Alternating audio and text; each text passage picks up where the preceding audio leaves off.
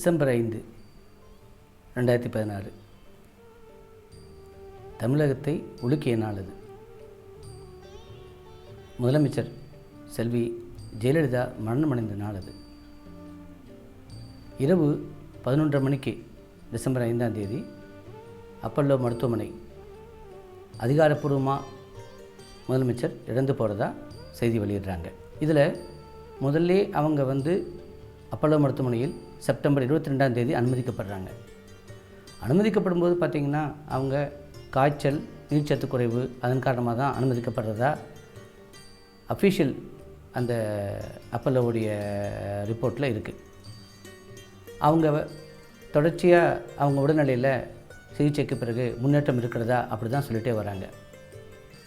ஓரிரு நாளில் வீடு திரும்பிடுவாங்க அவங்க அப்படின்னு தான் சொல்லிகிட்டே வராங்க.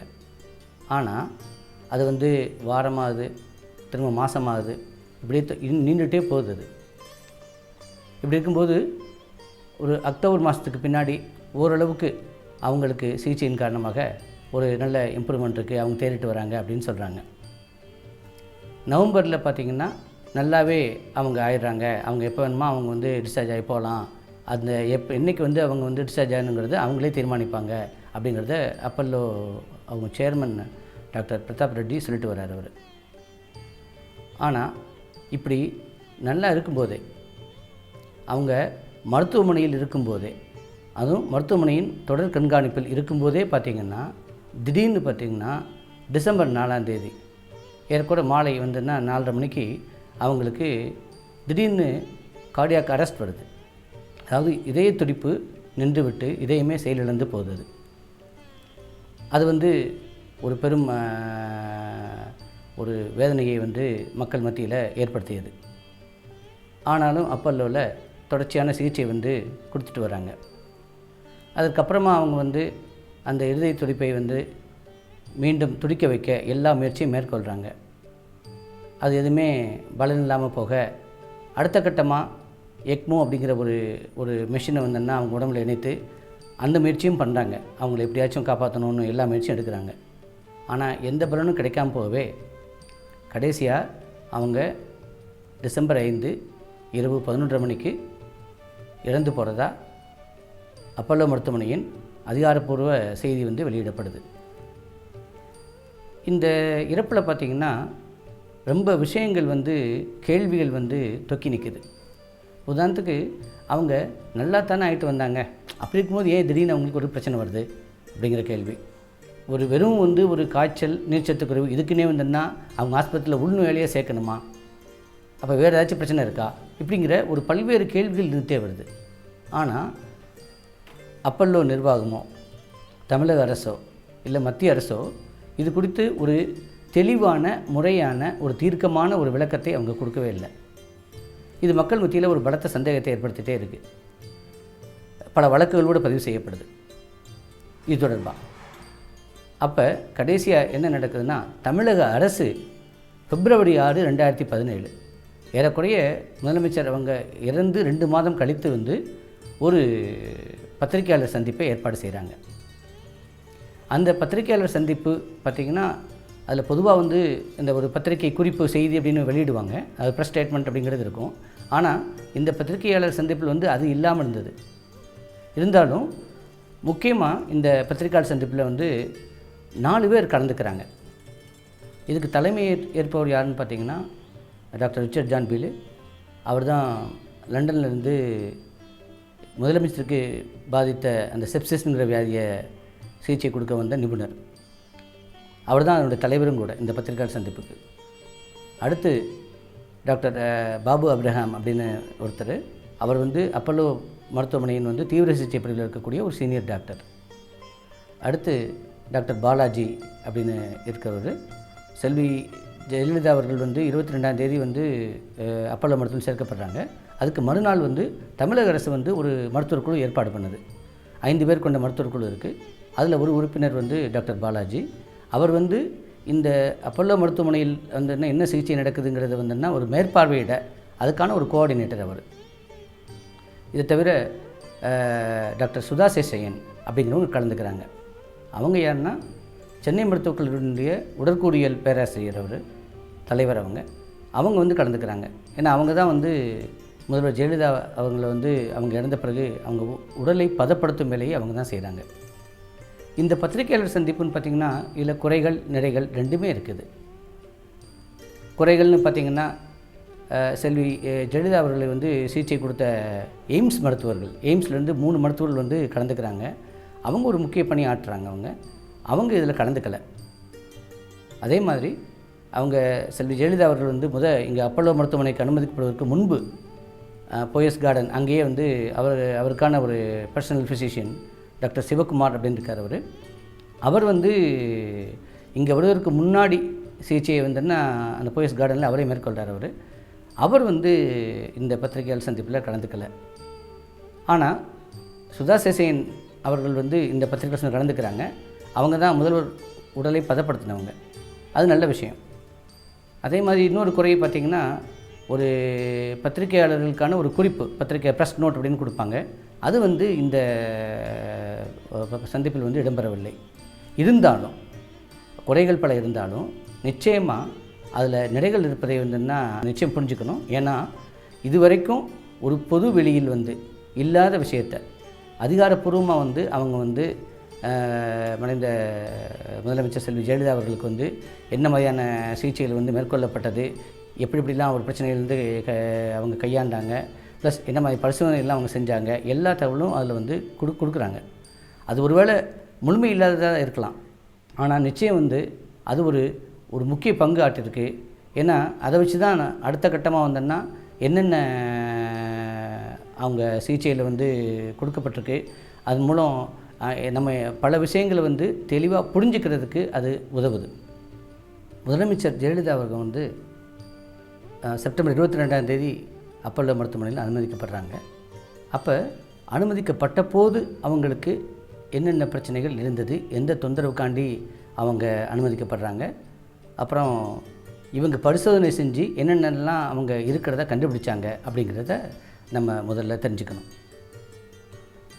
அப்பல்லோ மருத்துவமனையில் முதல்ல அவங்க அதிகாரப்பூர்வமாக வெளியிட்ட குறிப்பிட்டில் பார்த்திங்கன்னா அவங்க இப்படி தான் சொல்கிறாங்க.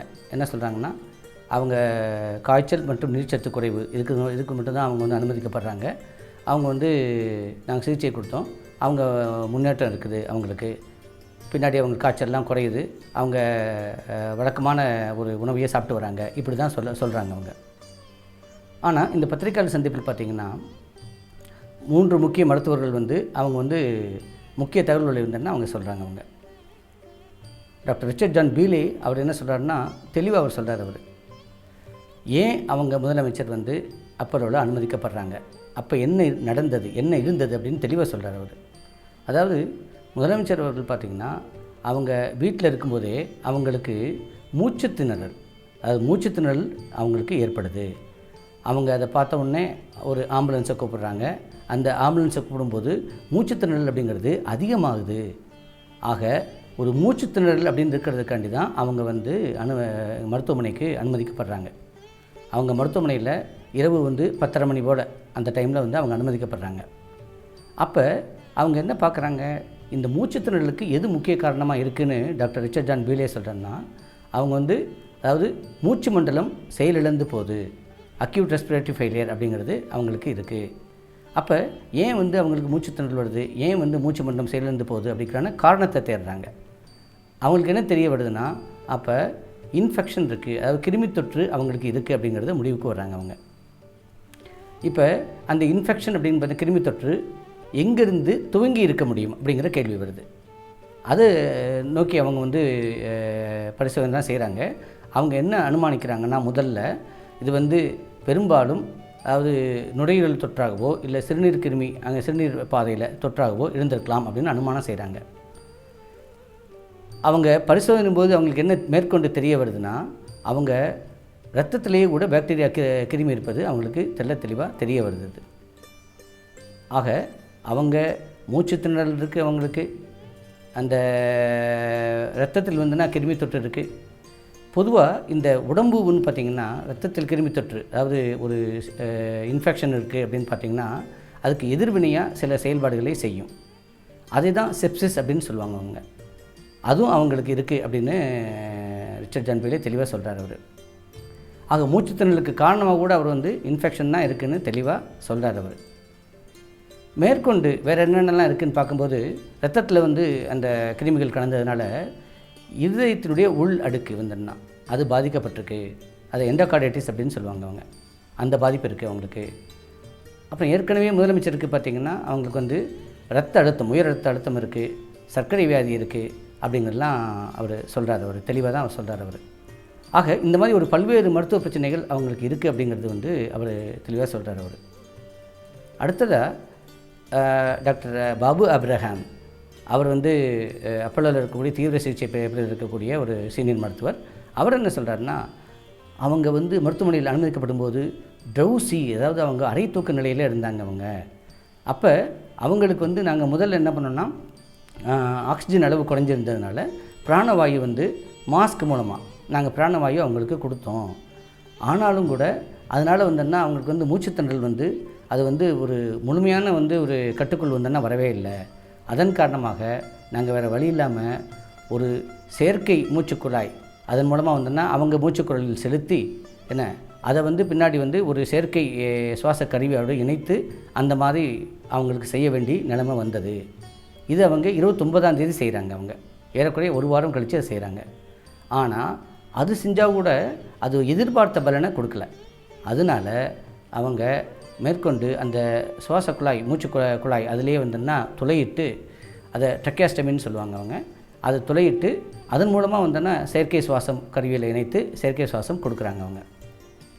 ஆக பாபு அப்ரஹாம் அவர் வந்து இந்த மாதிரியான ஒரு சிகிச்சை வந்து அவங்களுக்கு கொடுக்கப்படுது அப்படின்னு அவர் தெளிவாக சொல்கிறார் அவர். மருத்துவர் பாலாஜி என்ன சொல்கிறாருன்னா, அவங்க அனுமதிக்கப்படும் போது அவங்களுக்கு காய்ச்சல் இருந்தது, செப்சிஸ் இருந்தது அப்படின்னு சொன்னாலும் கூட அவங்கள பரிசோதனை செய்யும்போது அவங்களுக்கு சிறுநீர் பாதையில் வந்தோன்னா தொட்டு இருந்தது கண்டுபிடிக்கப்பட்டது அப்படின்னு சொல்கிறாரு. இன்னொன்று, அவங்களுக்கு சர்க்கரை வியாதி கட்டுப்படாமல் இருந்தது, அதாவது அன்கண்ட்ரோல்டு டயபெட்டிஸ் அப்படிங்கிறது அவங்களுக்கு இருந்தது அப்படின்னு தெளிவாக தான் டாக்டர் பாலாஜியும் சொல்கிறார் அவர்.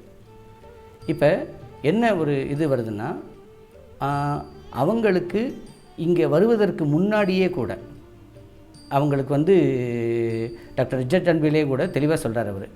அதாவது முதல்வருக்கு இருந்த சர்க்கரை வியாதியும் இரத்த கொதிப்பும் இருந்ததுன்னா அவருடைய ஏற்கனவே இந்த செப்சிஸ் கிருமி தொற்று இதை வந்து மேற்கொண்டு சிக்கலாக்கி இருக்குது அப்படின்னு வந்து அவர் தெளிவாக தான் சொல்கிறார் அவர்.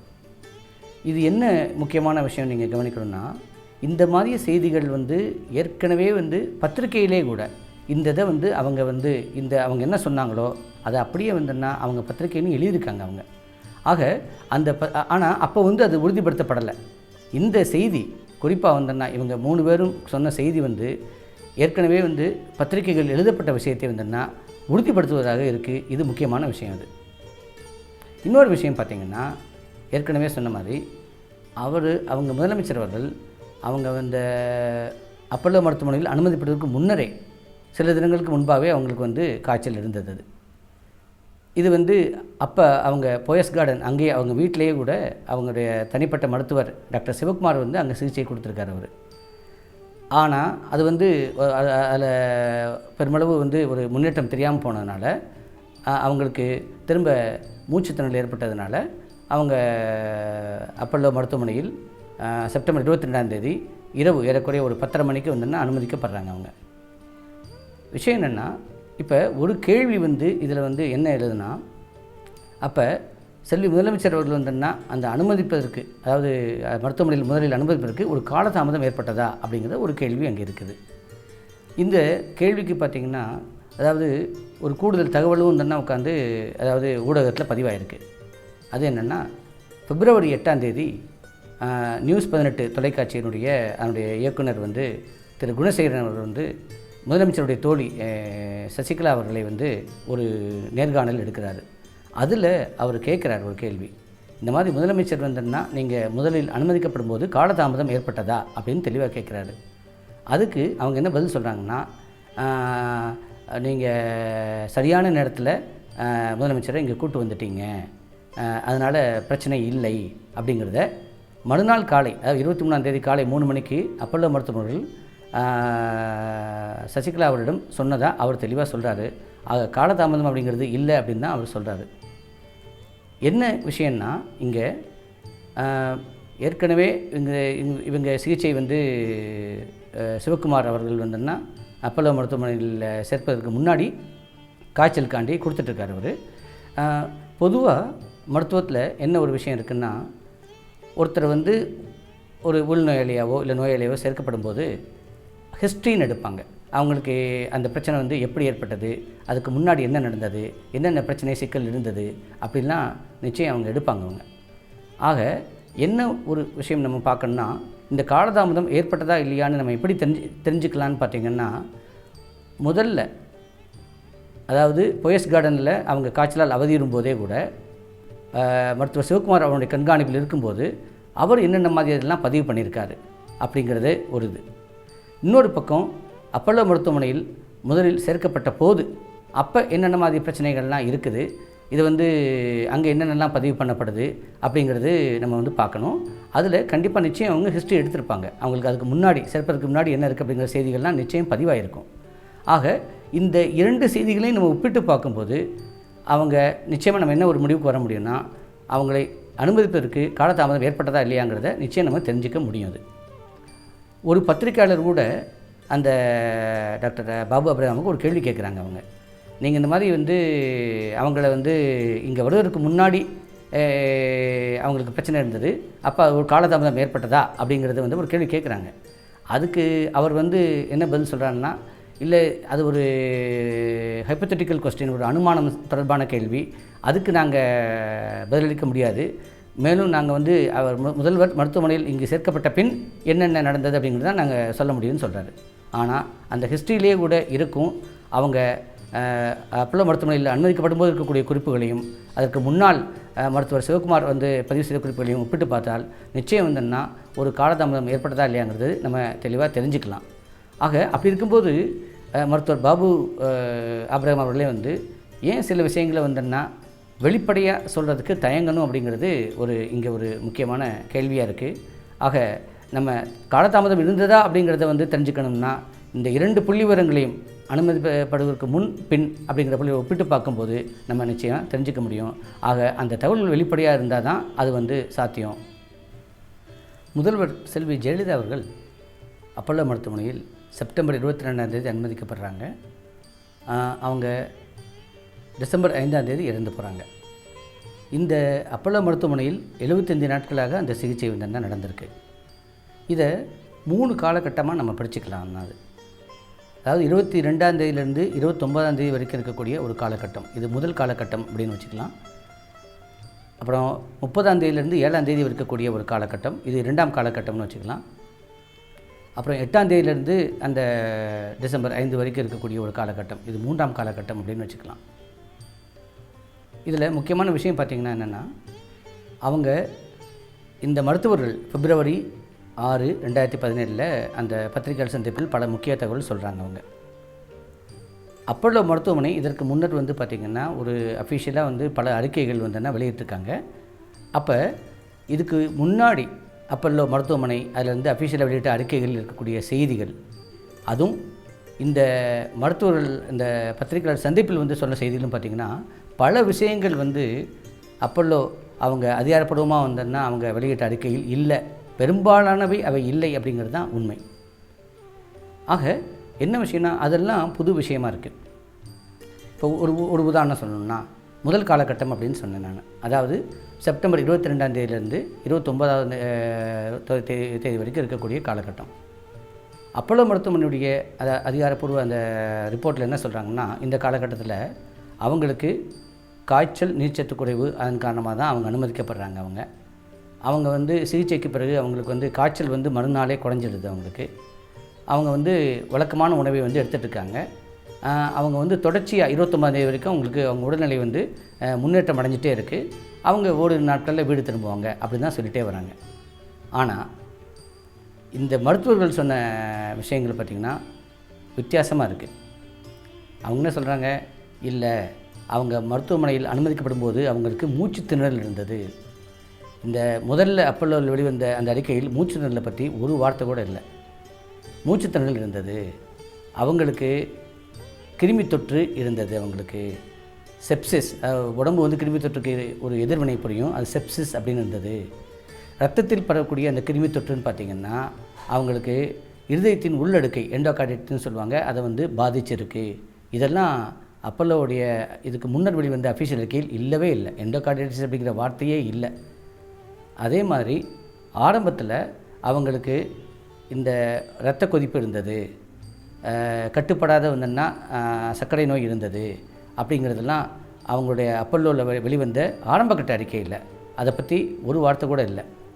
ஆனால் இவங்க என்ன சொல்கிறாங்க, அந்த மாதிரி இதெல்லாம் நிச்சயம் ஆரம்பத்திலேயே இருந்தது அப்படின்னு சொல்கிறாங்க அவங்க. உதாரணத்துக்கு இரத்த கொதிப்பும் சர்க்கரை வியாதியும் அவருடைய பிரச்சனையை வந்தோன்னா சிக்கலாக்கிடுச்சு அப்படின்னு டாக்டர் ரிச்சர்ட் ஜான் பீலே ஆரம்பத்திலேயே சொல்கிறார் அவர். ஆக ஒரு முற்றிலும் வந்து ஒரு வேறுபட்ட கருத்துக்கள் வந்தோன்னா இதுக்கு முன்னாடி அஃபிஷியலாக அப்பல்லோ மருத்துவமனை வெளியிட்ட தகவலுக்கும் இந்த பத்திரிகையாளர் சந்திப்பில் இந்த 3 மருத்துவர்கள் வந்து வெளியிட்ட தகவலுக்கும் பெருத்த ஒரு வித்தியாசம் இருக்குது. இந்த இரத்த கொதிப்புங்கிற விஷயம் பார்த்திங்கன்னா எங்கேயுமே வந்து அப்பல்லோவுடைய அதாவது இதற்கு முன்னர் வெளிவந்த அஃபிஷியல் அறிக்கையில் வந்து இல்லவே இல்லை. ஆக பெரிய ஒரு புது கருத்துக்களை வந்தோன்னா அந்த பத்திரிகையாளர் சந்திப்பு மக்கள் மத்தியில் வந்தோன்னா கொண்டு வந்து கொடுத்துருக்கு அப்படின்னா நிச்சயம் வந்து அது உண்மை அப்படின்னு தான் இங்கே சொல்ல வேண்டியிருக்கும். 2வது காலகட்டத்தில் கூட பார்த்திங்கன்னா அதாவது செப்டம்பர் 30 7ஆம் தேதி வரை டாக்டர் பாபு ஆப்ரஹாம் வந்து என்ன தெளிவாக சொல்கிறாருன்னா, அவங்களுக்கு ஆரம்ப கட்டத்தில் நாங்கள் மாஸ்க் மூலமாக பிராணவாயு மட்டும்தான் கொடுத்தோம். ஆனால் அதனால் வந்து அவங்களுக்கு பெருமளவு வந்துன்னா முன்னேற்றம் தெரியலை. எங்களுக்கு வேறு வழி இல்லாமல் 29ஆம் தேதி செப்டம்பர் 29ஆம் தேதி நாங்கள் இன்டுபேஷன், அதாவது ஒரு செயற்கை சுவாச குழாயை வந்து அவங்க சுவாச குழாய்க்குள் நுழைத்து அதை வந்து ஒரு செயற்கை சுவாச கழிவுன்னு நினைத்தோம் அப்படின்னு அவர் சொல்கிறார். அவர் அதுவுமே கூட எதிர்பார்த்த பலனை கொடுக்காமல் போனனால 7ஆம் தேதி அக்டோபர் 7ஆம் தேதி நாங்கள் அந்த மூச்சுக்குழாயிலேயே சிறு துவாரமிட்டு நாங்கள் ட்ரெக்கியாஸ்டமி அப்படிங்கிறத பண்ணி அந்த துவாரம் அந்த குழாயை வந்தோன்னா நாங்கள் செயற்கை சுவாச கழிவுன்னு நினைத்தோம் அப்படின்னு சொல்கிறார் அவர். ஆக அவங்க கணக்குப்படி பார்த்திங்கன்னா 2ஆம் காலகட்டத்தில் கூட அந்த முன்னேற்றம் இல்லை. ஆனால் அதற்கு முன்னால் அப்பல்லோ மருத்துவமனையில் வந்து அஃபிஷியலாக வெளிவந்த தகவல் இருந்தால் அக்டோபர் 6ஆம் தேதி வரைக்குமே முதல்வரின் உடல்நலம் தொடர்ந்து முன்னேறி வருகிறது அப்படி தான் அவங்க சொல்லிகிட்டே வந்திருக்காங்க. அவங்க பாபு ஆப்ரஹாம் சொல்லக்கூடிய தகவல் பார்த்திங்கன்னா அதற்கு நேர் எதிராக இருக்குது. அவங்க மூச்சுத்திணறல் வந்து குறைவே இல்லை, அதனால தான் நாங்கள் 29ஆம் தேதி அவங்களுக்கு இன்டுபேஷன் செய்யணும் அண்ட் அக்டோபர் 7ஆம் தேதி வந்து நாங்கள் ட்ரெக்கியாஸ்டமி செய்ய வேண்டிய தேவை வந்தது அப்படின்னு சொல்கிறார் அவர். ஆக 2வது காலகட்டத்திலையும் பார்த்திங்கன்னா அவங்க சொல்கிறதுக்கும், அதாவது இந்த பத்திரிகையாளர் சந்திப்பில் மருத்துவர் சொல்வதற்கும் அதற்கு முன்னர் அப்பல்லோ மருத்துவமனை வெளியிட்ட தகவலுக்கும் என்னென்னா ஒரு பெருத்த வித்தியாசம் இருக்குது அப்படின்னு தான் சொல்லணும். இந்த 3வது காலகட்டம் இருக்குது, அதாவது அக்டோபர் 8ஆம் தேதிக்கு மேலே அந்த இறப்பு வந்துன்னா அவங்களுக்கு டிசம்பர் 2ஆம் தேதி நடக்குது. அந்த காலகட்டத்தில் பார்த்திங்கன்னா தான் பெரும்பாலும் இந்த இரு தகவல்களும், அதாவது அப்பல்லோ மருத்துவமனையில் அதிகாரப்பூர்வமாக வெளிவந்த தகவல்களும் முன்னர் வெளிவந்த தகவல்களும் இந்த மருத்துவர்கள் கூடிய தகவலும் அதில் ஒரு பெருத்த வித்தியாசம் இல்லை. அது ஏறக்குறைய ஒரே மாதிரி தான் இருக்குது. இதில் கூடுதலாக இன்னொரு விஷயமும் இங்கே இருக்குது. அது என்னென்னா, தமிழக கவர்னர் அவங்க முதலமைச்சர் செல்வி ஜெயலலிதா வந்து அக்டோபர் 1ஆம் தேதி வந்து அங்கே வந்து சந்திக்கிறாங்க. அவங்க சந்தித்து அன்றைக்கு மாலையே வந்துன்னா ஒரு ப்ரெஸ் ரிலீஸ் அவர் வந்து கொடுக்குறாரு. அவர் அதில் வந்து chief minister is recovering well, அவங்க நல்லா தான் இருக்காங்க, எனக்கு சந்தோஷமாக இருக்குது, மருத்துவர் நல்லா கவனிச்சுக்கிட்டாங்க அப்படின்னு வந்து அவர் தெளிவாக பதிவு செய்கிறார் அவர். ஆனால் ஒரு தகவல் அறியும் உரிமை சட்டத்தின் கீழ் தந்தி டிவி அவங்க சில தகவல் வந்து அவங்க வாங்கியிருக்காங்க.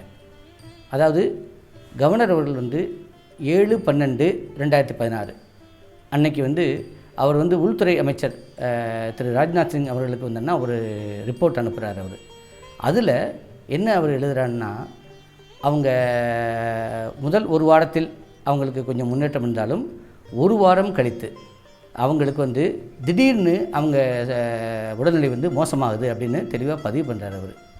ஆனால் இந்த 1ஆம் தேதி அவர் வந்து பார்க்கும்போது அவர் என்ன சொல்கிறாரு, இல்லை அவங்க வந்து chief minister is recovering well, அவங்க நல்லா தான் இருக்காங்க, அவங்க முன்னேற்றம் அடையதாக சொல்கிறார் அவர். ஏன் இந்த முரண்பாடு?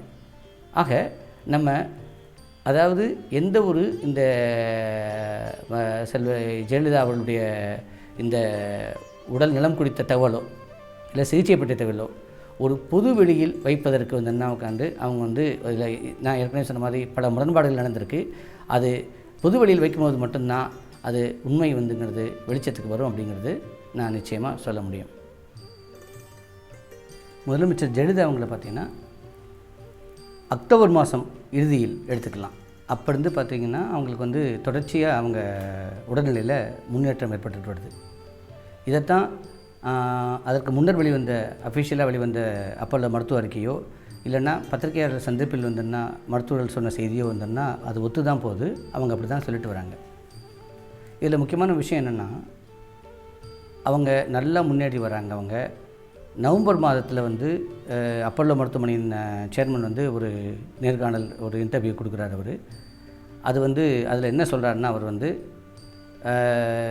ஜெயலலிதா அவர்கள் வந்து பூரண குணமடைந்து விட்டார், அவருடைய உறுப்புகள் எல்லாமே நன்றாக செயல்பட்டு வருகின்றன, அவர் எப்போ வேணுமா டிஸ்சார்ஜ் ஆகிட்டு வீட்டுக்கு போகலாம், ஃபிசியோதெரப்பி மட்டும்தான் இப்போ வந்து கொடுத்துட்ருக்காங்க, அவங்க எப்போ வேணுமா வீட்டுக்கு போகலாம், அவர் நல்லா இருக்காங்க அப்படின்னு தான் அவர் சொல்கிறார். அவர் ஆக மக்களும் வந்தோன்னா என்ன எதிர்பார்த்தாங்கன்னா ஆமாம் அவங்களும் வந்தோன்னா குணமாகி வந்தோன்னா விரைவில் வந்து வீடு திரும்புவாங்க அப்படின்னு தான் எதிர்பார்த்தாங்க. ஆக இப்படிப்பட்ட ஒரு சூழலில் வந்து அவங்களுக்கு டிசம்பர் 4ஆம் தேதி மாலை ஏறக்குறைய ஒரு 4:30 மணிக்கு பார்த்திங்கன்னா திடீர்னு வந்து கார்டியாக் அரெஸ்ட் அப்படிங்கிறது வருது. கார்டியாக் அரெஸ்ட்னால் என்னென்னா இருதய துடிப்பு வந்தோன்னா திடீர்னு நின்று போய் வந்து இதயம் வந்து செயலிழந்து போயிடுறது. இது வருது. இது மிக பெரும் பிரச்சனை என்னென்னா இது எப்போ வருதுன்னு பார்த்திங்கன்னா அவங்க மருத்துவமனையிலே தான் இருக்காங்க, தீவிர கண்காணிப்பிலே தான் இருந்துகிட்ருக்காங்க. ஒரு மருத்துவர் வந்து அங்கே இருந்துட்டு தான் இருக்கார். அவர் இருக்கும்போதே வந்து இந்த மாதிரி ஒரு கார்டியாக் அரெஸ்ட் திடீர்னு வருது. உடனடியாக அடுத்து என்ன பண்ணணுங்கிற எல்லா வேலையும் அவங்க செய்ய ஆரம்பிக்கிறாங்க. அதாவது இருதய துடிப்பை வந்துன்னா திரும்ப வந்து சீராக்கி துடிக்க வைப்பதற்கான எல்லா வேலையுமே செய்கிறாங்க. இதை வந்து சிபிஆர் அப்படின்னு சொல்லுவாங்க. அது கார்டியோ பல்மனரி ரீசசிட்டேஷன் அப்படின்னு சொல்லுவாங்க அவங்க. ஸோ இதை வந்து அவங்க வந்து ஒரு 20 நிமிஷம் வந்து அவங்க தொடர்ச்சியாக செய்கிறாங்க. அவங்க செஞ்சாலும் வந்தோன்னா அதனால் எந்த பலனும் ஏற்படலை. அவங்க இருதயம் வந்து திரும்ப வந்து துடிக்க ஆரம்பிக்கலை. அதனால் அவங்கள வந்து எக்மோ அப்படிங்கிற ஒரு மிஷினில் வந்து அவங்க வந்து இணைக்கிறாங்க. அவங்க ஏன்னா இப்போ நுரையீரல் அப்படிங்கிறது வந்து அவங்க வந்து நம்ம நார்மலாக இருக்கும்போது பிராணவாயுவை வந்தோன்னா உடலுக்கு கொடுத்துட்ருக்கோம். இப்போ இவங்களுக்கு வந்து அந்த கார்டியாக் அரெஸ்ட் வந்து இருதயம் வந்து நின்று போனதுனால நுரையீரலுடைய வேலையை செயற்கையாக வெளியே இருந்து செய்கிற வேலையை தான் இந்த எக்மோ மிஷின் அப்படிங்கிறது செய்யும். அது இதன் மூலமாக வந்தோன்னா மூளைச்சாவு ஏற்படுதுன்னா தடுக்கணும் அப்படிங்கிற நோக்கம்தான் இருக்குது இதில். ஆக 20 நிமிஷம் வந்து இவங்க வந்து சிபிஆர் கொடுத்தும் வந்தோன்னா இவங்களுக்கு எந்த ஒரு பலனும் கிடைக்காத போகவே அவங்க 20 நிமிஷம் கழித்து அந்த அறையிலேயே அவங்களுக்கு வந்து அந்த எக்மோ மிஷினை செயற்கை லங் அதை வந்து அவங்க பண்ண ஆரம்பிக்கிறாங்க. அவங்க பொதுவாக அந்த எக்மோ மிஷின் வச்ச பிறகு அவங்க வந்து திரும்பவும் வந்து இருதயம் வந்து துடிக்கிறதுக்கான வாய்ப்பு இருக்கா அப்படிங்கிறதுக்காண்டி 24 மணி நேரம் வந்து அவங்க காத்திருப்பாங்க. அவங்க ஸோ 24 மணி நேரம் அவங்க காத்திருந்தும் அவங்களுக்கு எந்த பலனுமே அது கிடைக்கல. அது இந்த எக்மோ மிஷின் பார்த்திங்கன்னா அது வந்து அவங்களுக்கு வந்து சிபிஆர் அதாவது கார்டியோ பல்மனரி ரீசசிட்டேஷன் 20 நிமிஷம் கழித்து அதுக்கப்புறம் தான் பண்ணியிருக்காங்க. அவங்க அதை அந்த இரத்த நாளங்களுக்குள் இந்த எக்மோ மிஷினை பொருத்துவதற்கு வந்தோன்னா ஏறக்குறைய 32 நிமிடங்கள் ஆகும் அப்படின்னு சொல்கிறாங்க. அவங்க அப்போ இவங்க வந்து மேற்கொண்டு அதை பொருத்தி எப்போ வந்து இந்த எக்மோ மிஷினை வந்தோன்னா அவங்க எங்கே வச்சாங்க அப்படிங்கிறது வந்து சரியான அந்த விவரங்கள் வந்து தெரிவிக்கப்படலை. இருந்தாலும் அவங்களுக்கு வந்து ஏறக்குறைய வந்து 24 மணி நேரம் காத்திருந்தோம், எந்த பலனும் இல்லை. அந்த பலன் இல்லாத போகவே வந்தோன்னா அவங்க கடைசியாக வந்து டிசம்பர் 5 இரவு வந்து ஒரு 11:30 மணிக்கு அவங்க வந்து அதிகாரப்பூர்வமாக அப்போலோ மருத்துவமனை வந்து அவங்க நாங்கள் எல்லா முயற்சியும் செய்தும் சிபிஆர் செய்தோம், எக்மோ இது செய்தோம், எது முயற்சியும் செய்தும் அவங்களை வந்து காப்பாற்ற முடியாமல் போனதுன்னு சொல்லி இரவு 11:30 மணிக்கு அவங்க வந்து அதிகாரப்பூர்வமாக அப்போலோ மருத்துவமனை முதலமைச்சர் இறந்து போகிறாங்கங்கிறத வந்து அவங்க தெரிவிக்கிறாங்க. இப்போ விஷயம் என்னென்னா இது வந்து ஒரு முக்கியமான ஒரு நிகழ்வு. இந்த நிகழ்வு இருக்கும்போது இதற்கு என்ன காரணமாக இருக்கும் அப்படிங்கிறது வந்துன்னா நம்ம நிச்சயம் தெரிஞ்சுக்கணும். ஆனால் இதற்கான காரணம் வந்துன்னா தெளிவாக விளக்கப்படலை. அதாவது மருத்துவர் டாக்டர் ரிச்சர்ட் ஜான் பீலேவும் சரி தான், மருத்துவர் வந்து பாபு அப்ரஹாமும் சரி தான், அவங்களுக்கு ஏன் நல்லா இருக்கும்போது, அது மருத்துவமனையில் இருக்கும்போதே கூட, அவங்க உறுப்புக்கள்லாம் நன்றாக செயல்பட்டு இருக்கும்போதே கூட, அவங்க வந்து தீவிர கண்காணிப்பில் இருக்கும்போதே கூட ஏன் திடீர்னு கார்டியாக் அரெஸ்ட் வந்தது? இதுதான் முக்கிய கேள்வி. அதுக்கு வந்து அவங்க என்ன சொல்கிறாங்கன்னா, எங்களுக்கு தெரியலை அப்படின்னு தான் பதில் சொல்கிறாங்க அவங்க. இப்போ திரு டாக்டர் ரிச்சர்ட் ஜான் பீலே மட்டும் என்ன சொல்கிறாருன்னா, ஒருவேளை அவங்களுக்கு வந்து அவங்க வயசானவங்க, அவங்களுக்கு இரத்த கொதிப்பு, சர்க்கரை வியாதி இதெல்லாம் இருக்குது. அப்புறம் ரத்தத்தில் கூட பார்த்திங்கன்னா அவங்களுக்கு வந்து அந்த கிருமி தொற்று செப்சிஸ் அப்படிங்கிறது இருக்குது. அதனால் வந்து அவங்களுக்கு வந்து அந்த இரத்தத்தில் இருக்கக்கூடிய அந்த கிருமி வந்து இதயத்தினுடைய உள்ளடுக்கை இது பாதிச்சிருக்கு, எண்டோகார்டைட்டிஸ் இருக்குது. அது ஒரு வேளை இருந்திருக்கலாம், ஆனால் எதுவுமே உறுதியாக சொல்ல முடியாது அப்படிங்கிறது தான் சொல்கிறாங்க அவங்க. பிரச்சனை என்னென்னா, பொதுவாக இந்த மாதிரி வந்து ஒரு ஒரு திடீர்னு எதிர்பாராத விதமாக கார்டியாக் அரெஸ்ட் வரும்போது அந்த காரணத்தை வந்துன்னா தெரிஞ்சுக்க என்ன பண்ணணும்? இப்போ இவங்க என்ன சொல்கிறாங்க, அப்போலோவில் வந்து உலகத்தரமான சிகிச்சை வந்துன்னா கொடுக்கப்பட்டிருக்கு அப்படின்னு சொல்கிறாங்க உட்காந்தவங்க. அப்போ உலக அளவில் வந்து இந்த மாதிரியான ஒரு திடீர்னு ஒரு மருத்துவ பிரச்சனை வருது, செல்வி ஜெயலலிதா அவங்களுக்கு கார்டியாக் அரெஸ்ட் வருது. அப்போ இதற்கான காரணம் என்னன்னு கண்டுபிடிக்க வந்தோன்னா முயற்சி போடணுமா இல்லையா அப்படிங்கிறது தான் முக்கிய கேள்வியாக நிற்குது. இந்த முயற்சி வந்து இவங்க வந்து எதுவுமே போடலை அப்படிங்கிறது தான் ஒரு வேதனையான விஷயம்.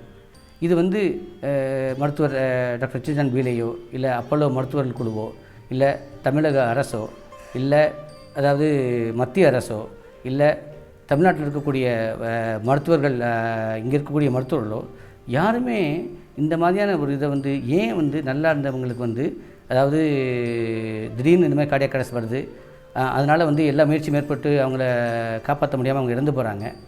ஆக இப்படி வரும்போது ஏன் இது நடந்தது, அதை கண்டுபிடிக்க என்ன வழி உலகத்தில் வந்து ஃபாலோ பண்ணுறாங்க அப்படின்னு பார்த்திங்கன்னா, அதை வந்து ஒரு மெத்தட் சொல்கிறாங்க அவங்க.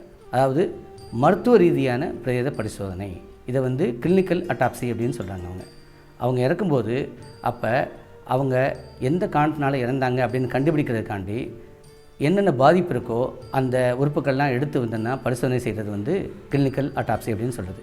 இதை வந்து மேற்குலகம் பார்த்திங்கன்னா ஒரு 200 வருடங்களாகவே அவங்க பண்ணிட்டு தான் வந்துட்டு இருக்காங்க அவங்க. அந்த இப்போ கூட அந்த மேற்குலகத்தில் வந்து இந்த கிளினிக்கல் அட்டாப்சி அப்படிங்கிறது குறிப்பாக வந்து ஒரு முக்கியமான விஐபி அவங்க இறந்து போகும்போது இன்னுமே கூட அன்றாடம் அவங்க பண்ணிட்டு தான் வராங்க. அவங்க கூட 200 வருடங்களாக அவங்க பண்ணிட்டு தான் வராங்க. அப்படி இருக்கும்போது ஏன் வந்து யாருமே வந்து இந்த இதை அவங்க கார்டியாக் அரெஸ்ட் வந்ததுக்கான காரணத்தை கண்டுபிடிக்கணுங்கிறத வந்துன்னா அதை யோசித்து அப்போ கிளினிக்கல் அட்டாப்சி அவங்களுக்கு பண்ணணும், அதாவது மருத்துவ ரீதியான பிரேத பரிசோதனை பண்ணணும் அப்படிங்கிறத வந்து முன்வரல அப்படிங்கிறது தான் ஒரு வேதனையான ஒரு விஷயமா இருக்குது. இதில் இன்னொரு சிக்கலும் சேர்ந்து தான் நடந்திருக்கு. என்ன பண்ணியிருக்காங்கன்னா, உடனடியாக வந்துன்னா அவங்க உடலை வந்து பதப்படுத்துகிறாங்க. அதாவது ஜெயலலிதா அவங்க வந்து இரவு வந்து 11:30க்கு இறக்குறாங்க. 11:35க்கே டாக்டர் சுதா சேசையன் அப்படிங்கிற வந்து அவங்கள வந்து ஹெல்த் மினிஸ்டர், ஹெல்த் செக்ரட்டரி 2 பேரும் வந்து அவங்க அழைத்து வந்து நீங்கள் வந்து உடலை வந்து பதப்படுத்திடுங்க அப்படின்னு சொல்கிறாங்க. பிரச்சனை என்னென்னா, இந்த மாதிரி அதாவது பதப்படுத்தப்படுகிற ஒரு நச்சுப் பொருளை வந்துன்னா உடம்புல செலுத்தணும்னு வச்சுக்கோங்க. அப்போ ரத்தத்தில் வந்து என்ன இருந்தது அப்படிங்கிறதே நம்மளுக்கு தெரியாமல் போயிடும். அது ஆக உண்மை காரணங்களை கண்டுபிடிக்க முடியாமல் பதப்படுத்துவதன் மூலமாக வந்துன்னா அது வந்து இடையூறுகளை நிச்சயம் ஏற்படுத்திடும். இது எல்லாமே மருத்துவ உலகத்தில் இருக்கிறவங்களுக்கும் அப்போலோ நிர்வாகத்திற்கும் டாக்டர் ரிச்சர்ட் ஜான் பீலே பண்ணவங்களுக்கும் தெரியாமல் தான் போச்சா அப்படின்னா அது ஒரு கேள்வியாக தான் இருக்குது. ஆனால் இவங்க வந்து பதப்படுத்துறதுனால அப்போ உண்மை காரணத்தை வந்துன்னா அறிந்து கொள்ள முடியாமல் போச்சு அப்படிங்கிறது தான் ஒரு வேதனையான விஷயம். உதாரணமாக பத்திரிகையாளர் சந்திப்பிலே கூட ஒரு கேள்வி வந்து ஒரு பத்திரிகையாளர் எழுப்புறாரு, அவங்களுக்கு பொட்டாசியம் அளவு வந்துன்னா அன்னைக்கு கூட இருந்ததா, ஏன்னா அதனால கூட இந்த மாதிரி ஒரு கார்டியாக் அரெஸ்ட் வர முடியும். அப்போ அதுக்கு பதிலாக டாக்டர் பாபு அப்ரஹாம்னு சொல்கிறாரு, இல்லை அன்றைக்கி நாங்கள் பார்த்தோம், அது நார்மலாக தான் இருந்ததுன்னு பதில் சொல்கிறாரு. ஆனால் என்னென்னா, இந்த பதப்படுத்துதல், அதாவது ரத்தத்தெல்லாம் வெளியே எடுத்துகிட்டு ஒரு நச்சுப்பொருளை வந்துன்னா ரத்த குழாய் மூலம் உள்ளே செலுத்துறது பதப்படுத்தாமல் இருந்ததுன்னா நிச்சயம் இந்த கிளினிக்கல் அட்டாப்சி பண்ணுறது மூலமாக அந்த எது உண்மை அப்படின்னு நிச்சயம் தெரிஞ்சிக்க முடியும். ஆனால் அது பண்ணுறது மூலமாக இப்போ அதுவுமே தெரிஞ்சிக்க முடியாமல் போச்சு அப்படிங்கிறது தான் ஒரு வேதனையான விஷயம். ஆக யாருமே வந்து ஒரு பிரச்சனை வரும்போது அதை உண்மையை கண்டுபிடிக்கணும் அப்படிங்கிறதுல வந்துன்னா இருக்கும்போது மட்டும்தான் உண்மை வந்து வெளிச்சத்துக்கு வரும். அப்போ அதுக்கு என்ன நம்ம செய்யணுங்கிறத யோசித்து அதற்கான நடவடிக்கை நம்ம எடுத்துருக்கணும். ஆனால் நம்ம வந்து அதாவது பதப்படுத்துவதற்கு முன்னாடி நிச்சயம் கிளினிக்கல் அட்டாப்சி பண்ணியிருந்தோன்னா உண்மை வெளிச்சத்துக்கு வந்திருக்கும். அது ஏன் செய்யவில்லை அப்படிங்கிறது தான் மில்லியன் கொஸ்டினாக இருக்குது. முதலமைச்சர் செல்வி ஜெயலலிதா அவங்க மறைவுக்கு பின் கூட பார்த்திங்கன்னா உண்மை வெளிச்சத்துக்கு வரணும் அப்படிங்கிறதுல எதுக்கெல்லாம் வந்தோன்னா அதாவது பங்கு இருக்குதுன்னு பார்த்திங்கன்னா நிச்சயமாக அப்பல்லோ மருத்துவமனையில் வந்து ஒரு கண்காணிப்பு கேமரா பொருத்தப்பட்டிருந்தால் உண்மை வெளிச்சத்திற்கு வந்திருக்கும் இல்லையா? அதே மாதிரி எப்போயாச்சும் இவங்க வந்து அவங்களுடைய வீடியோ இமேஜ் எப்போயாச்சும் வந்தோன்னா காமிச்சிருந்தாங்கன்னா நிச்சயம் வந்து மக்கள்கிட்ட இருக்கக்கூடிய சந்தேகங்கள் எல்லாமே விலகி போயிருக்கும் இல்லையா அப்படிங்கிறது உண்மை தான். கேள்வி என்னென்னா அப்பல்லோ மருத்துவமனையில் அப்போ ஒரு கண்காணிப்பு கேமரா அப்படிங்கிறது இருந்ததா அப்படிங்கிறது ஒரு முக்கிய கேள்வியாக இருக்குது.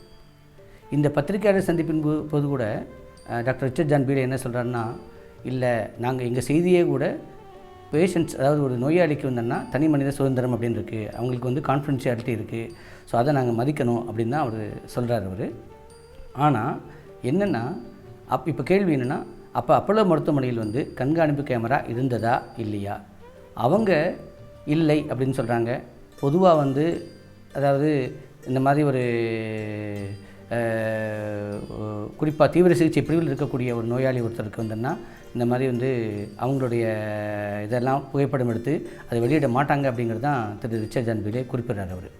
ஆனால் இங்கே கேள்வி என்னென்னா அப்பல்லோ வந்து மருத்துவமனையில் வந்து அந்த கண்காணிப்பு கேமரா இருந்ததா இல்லையா அப்படிங்கிற கேள்வி. இப்போ இதுக்கு விடை பார்த்திங்கன்னா அவங்க என்ன சொல்கிறாங்க, இல்லை நாங்கள் அவங்க எந்த இமேஜுமே கொடுக்கல, எதுவும் இல்லை அப்படிங்கிற மாதிரி தான் சொல்கிறாங்க. ஆனால் இது உண்மையா அப்படின்னா அது நிச்சயமாக வந்து அது உண்மை இல்லை அப்படிங்கிறது தான் சொல்ல வேண்டியிருக்கு. என்னென்னா 2 விஷயங்கள் இருக்குது. ஒன்று ஒரு செய்தி, அதாவது நீங்கள் செப்டம்பர் 4, 2016 அகமதாபாத்தில் பாத் அப்படிங்கிற ஒரு இடத்துல இதே அப்பல்லோ மருத்துவமனையில் தான் ஒரு சம்பவம் நடக்குது. அந்த மருத்துவமனையில் இது வந்து அகமதாபாத் மிரர் அப்படிங்கிற பத்திரிகையில் செப்டம்பர் 8 2016 வெளியிடப்படுது இந்த செய்தி. அந்த மருத்துவமனையில் ஒரு 22 வயது இளம் பெண் ஒருத்தர் அவங்க வந்து டெங்கு நோயால் பாதிக்கப்படுறாங்க.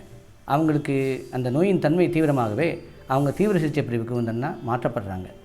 அப்போ ஒரு ஞாயிற்றுக்கிழமை அதாவது செப்டம்பர் 4 இரவு பார்த்திங்கன்னா அங்கே பணியில் இருந்தக்கூடிய டியூட்டி மருத்துவர் ஒருத்தர் அங்கே இருக்கக்கூடிய ஒரு வார்ட் பாய் அவருடைய உதவியோட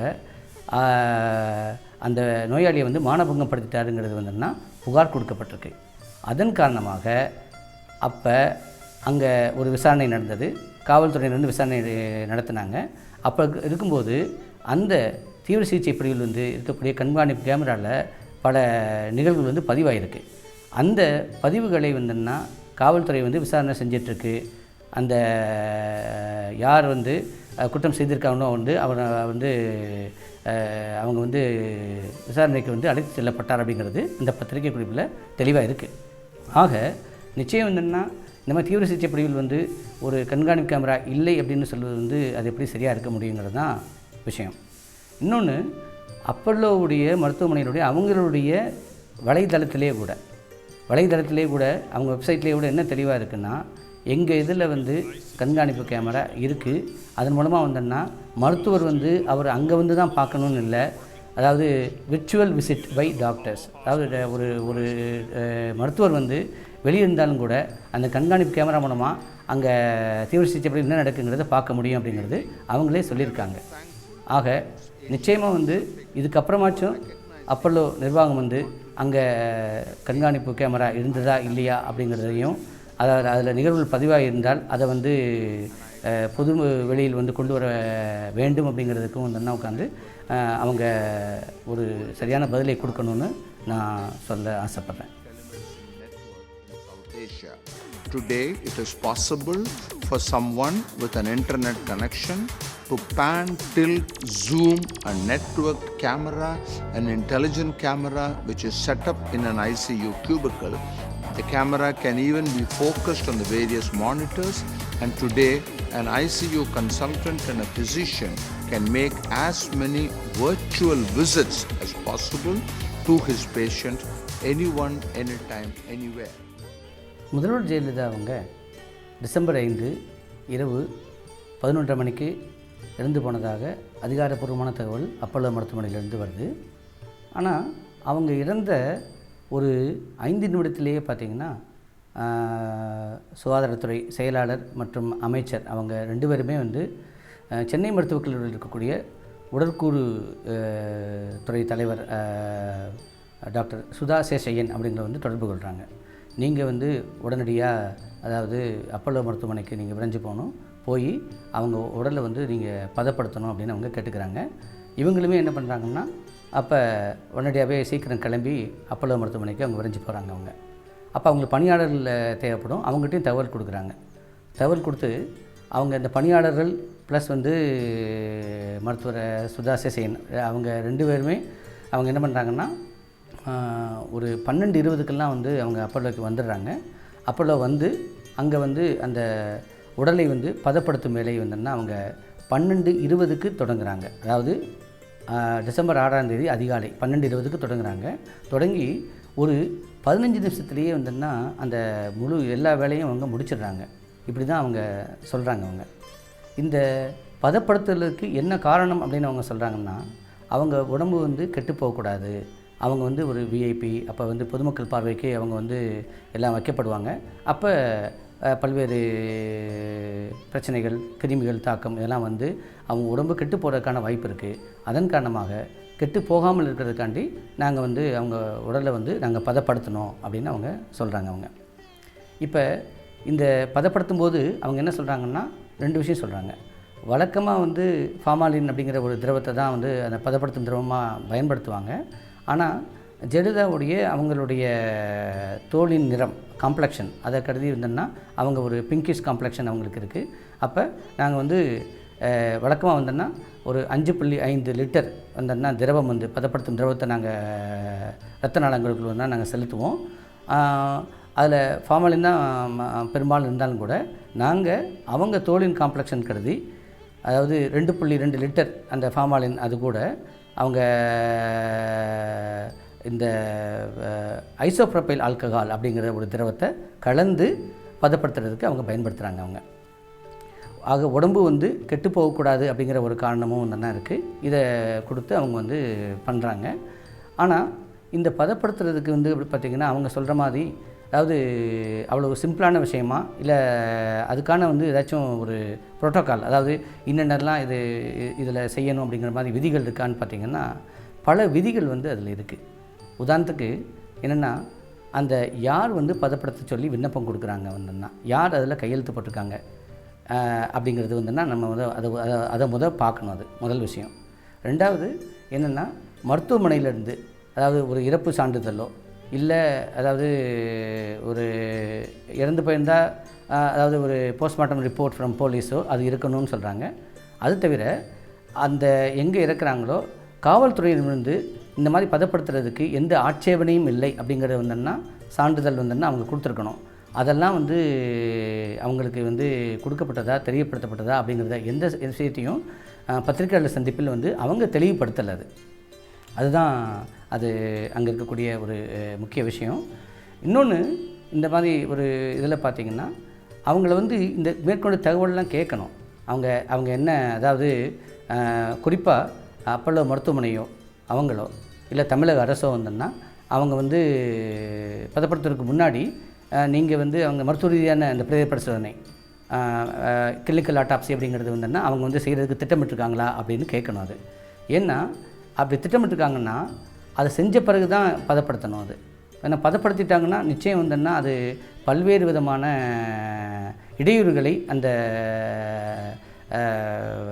அந்த கிளினிக்கல் ஆட்டாப்சிக்கு ஏற்படுத்தும் அப்படிங்கிறது பல ஆய்வுக்கட்டுரை மூலமாக தெளிவாக இருக்குது. அப்போ இதெல்லாம் அவங்க கேட்டாங்களா அப்படிங்கிறத வந்து நமக்கு தெரியாது. ஆனால் அதை பத்திரிக்கையாளர் சந்திப்பில் வந்து அவங்க தெரியப்படுத்தலை. அது இன்னொன்று எவ்வளோ மணி நேரம் வந்தோன்னா அவங்க வச்சுருக்க போகிறாங்க அப்படிங்கிறதெல்லாம் வந்தோன்னா அவங்க கேட்டிருக்கணும். அதெல்லாம் எதுவுமே தெளிவாக இல்லை. இப்போ பார்த்திங்கன்னா அவங்க இறந்தது 11:30 மணிக்கு. ஏறக்குறைய அவங்க திரும்ப மறுநாள் வந்து அவங்க புதைக்கப்பட்ட அந்த நேரம் வந்து பார்த்திங்கன்னா மறுநாள் அதாவது டிசம்பர் 6ஆம் தேதி 6:30 மணிக்கு அவங்க புதைச்சிடுறாங்க. அவங்க ஆக மொத்தம் வந்து ஒரு 19 மணி நேரம் தான் மொத்தமே இருக்குது இடையில். இந்த 19 மணி நேரத்தில் இதுக்கு வந்து கண்டிப்பாக பதப்படுத்தல் அப்படிங்கிறது தேவைதானா அப்படிங்கிறது ஒரு கேள்வியாக இருக்குது. இப்போ குறிப்பாக அவங்கள வந்து ஒரு குளிர்சாதன ஒரு சவப்பெட்டியில் தான் மறைந்த முதலமைச்சரை வந்து வச்சுருக்காங்க.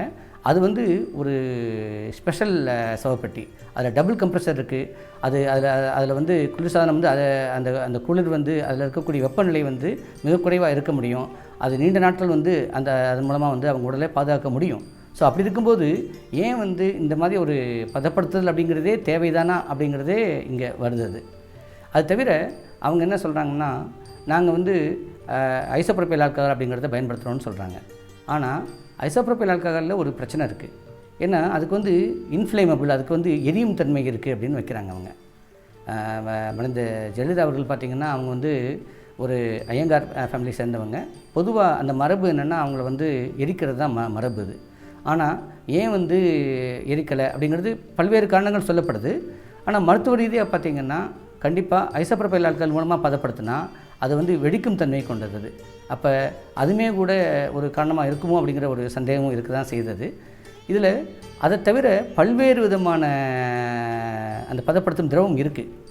குறிப்பாக அவங்களுடைய தோலின் நிறத்தை வந்தோன்னா காக்கணும்னு பார்த்திங்கன்னா அதுக்கு வந்து ஏன் வந்து ஒரு இந்த ஐசோப்ரோபைல் ஆல்கஹாலை அதுவும் ஃபார்மாலின்னு பயன்படுத்தணும்?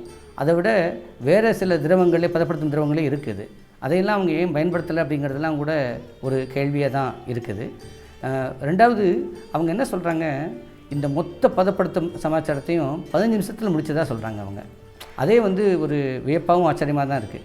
ஏன்னா அது வந்து ஒரு பெரிய ஒரு ப்ரொசீஜர். அது வந்து அவங்க அந்த விண்ணப்பத்தை அவங்க சரி பார்க்கணும்.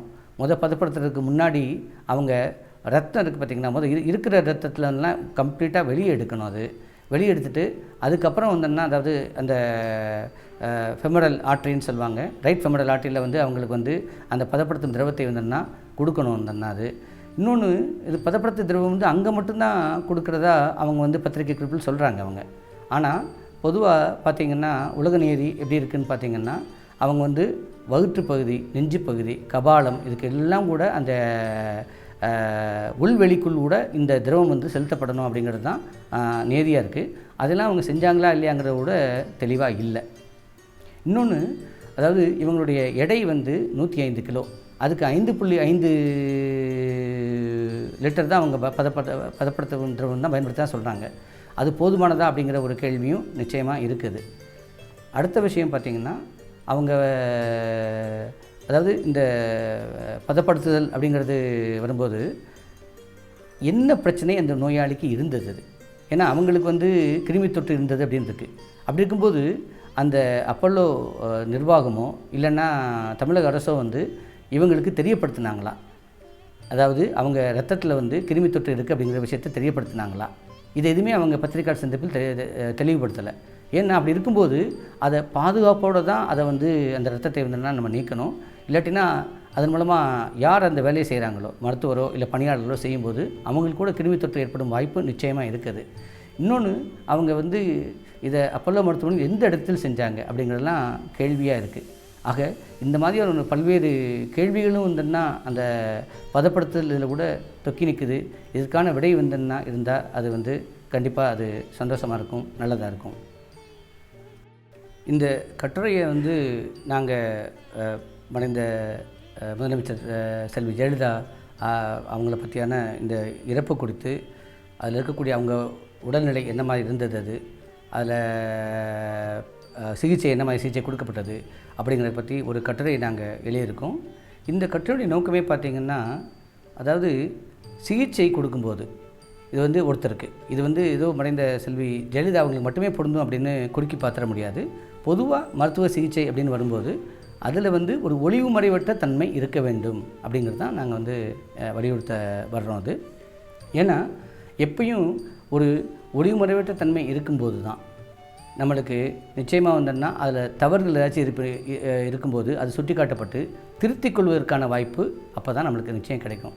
ஆக ஒளிவு மறைவற்ற தன்மை சிகிச்சையில் இருக்க வேண்டும் அப்படிங்கிறது வந்து எங்களுடைய முக்கியமான ஒரு பாயிண்ட்டாக சொல்ல நினைக்கிறேன்.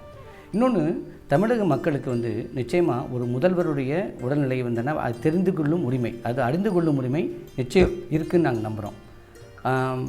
அதாவது கான்ஃபிடென்ஷியாலிட்டி, அவர் ஒரு தனிநபரின் வந்தோன்னா சுதந்திரம் இருக்குது அப்படின்னு சொன்னாலும் கூட கண்டிப்பாக வந்தோன்னா, அதாவது சட்டமே என்ன சொல்லுதுன்னா, பொதுமக்கள் சேவை பணி, பொதுமக்கள் பணி பாதிக்கப்படும் போது நிச்சயமாக வந்தோன்னா, அதாவது சட்ட ரீதியாக கூட அந்த தகவலை வந்து மக்களுக்கு வந்தோன்னா அதை தெரியப்படுத்த வேண்டும் அப்படி தான் சட்டமே சொல்லுது அது. ஆக அதாவது ஒரு ஒளிவுமுறைவற்ற தன்மை இருக்க வேண்டும் அப்படிங்கிறது முக்கியம். இன்னொன்று, அறிந்து கொள்ளும் உரிமை அப்படிங்கிறது முக்கியமான ஒரு விஷயம். ஆக இந்த அடிப்படையில் தான் இந்த கட்டை அப்படிங்கிறது எழுதப்பட்டது அப்படிங்கிறது நான் இங்கே பதிவு செய்ய விரும்புகிறேன். முக்கியமான சம்பவம் வந்து நாங்கள் மருத்துவக் கல்லூரியில் வந்து மாணாக்களாக படிக்கும்போது நடக்குது. அதை இங்கே பதிவு செய்யணும்னு நினைக்கிறேன் நான். அது என்னென்னா, நாங்கள் படிக்கும்போதெல்லாம் நல்ல ஆசான்கள் இருந்தாங்க, டீச்சர்ஸ் இருந்தாங்க. அவங்க ஆசான் டாக்டர் ஆர் சுப்பிரமணியம், ஆர்எஸ்னு கூப்பிடுவாங்க மதுரை மருத்துவக் கல்லூரியில். அவர் ஒரு சம்பவத்தை எங்களுக்கு வந்து தெரியப்படுத்தினார். அது என்னென்னா, அறிஞர் அண்ணா அவர்கள் வந்தன்னா அவங்க வந்து முதலமைச்சராக இருந்தார் அவர். அப்போ அவருக்கு வந்து ஒரு உடல்நலக்கேடு ஏற்பட்டது.